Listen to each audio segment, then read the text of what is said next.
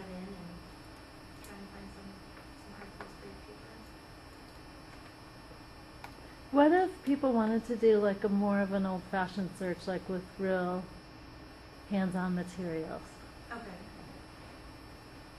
Not So- that any of you would be interested in that.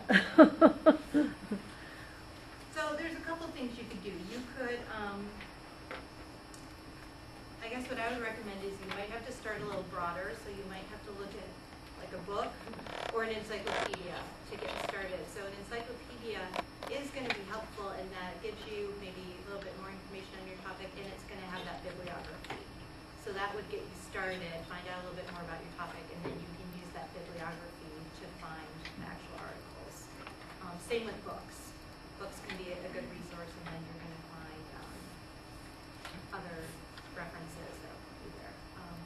We do have paper journals, just not all of our journals are in paper. And there's not, when you search under the journals tab, again, we saw for that one that the library had some paper copies.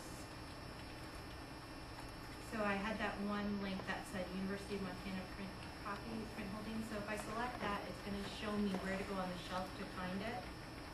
But one of the things you'll notice is more and more we're just purchasing the online version and not the paper, because most researchers are requesting that they want online access. So in this instance, we have this journal, and it looks like we actually do have the current version of this journal. Sometimes it might say 1970 to 2000, and then it switches to online. So it just depends on the journal if we have paper copies or not, but in this instance we do. So based on your topic, you could search the library catalog and see what journals we have in paper if you want to look through those journals. And you'd probably do an advanced search. So you go to the advanced search page, and then you can limit it by journal type. So I could go journal type, advanced search, and then I could just put in some kind of topic.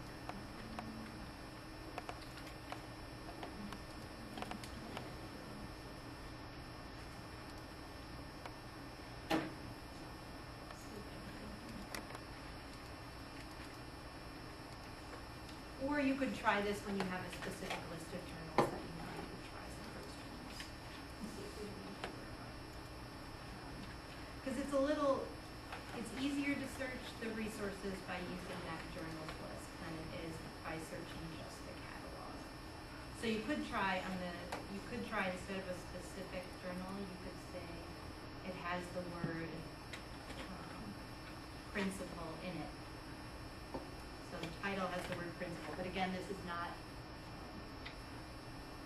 actually I just remembered something, but, so I just searched for all journals that have the word principal in their title, and they're not all going to be, educational, right, because it might be referring to principal in other sense. But the one other thing you can do is to browse the journals. I forgot that we have that option. So if you browse journals, you can look by a specific subject area.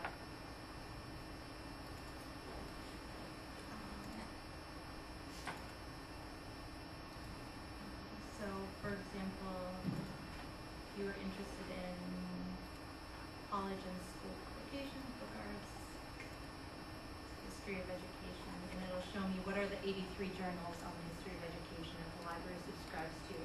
And then if you're just a paper person, you're just going to look for ones that say print holdings.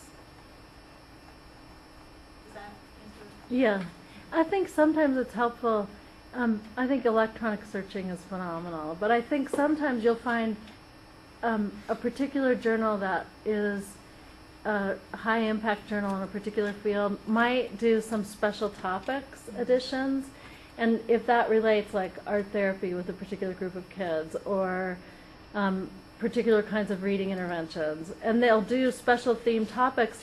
If you get a copy of that edition and the library has it, it can be very helpful to sit down with that and look through the articles. It triggers so much insight and get you thinking about, oh, I could go here, I could go here. It really can be helpful. So sometimes there's a place for actually picking up the bound journals and figuring out where they are in the library. Yeah, it's hard because a lot of those thematic issues, you wouldn't notice that when you're just looking at it. Unless you happen to look and see what were the other articles published in that particular issue on journal. Yeah, there is a lot of just so you can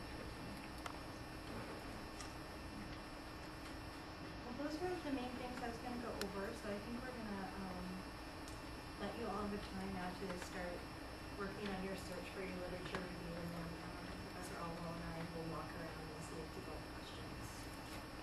And what we'd like to do too is get a sense of where you're at with your topic. So I'm actually going to make some notes, and you know, just your name and your topic area if you need extra help, whatever. Very qualitative notes at this point. Not who's done, who's great, which would be very quantitative, right? Yeah, right. Okay, so yeah, we'll come around and help you. Thank you so much, Kate. That was awesome. So you're off camera.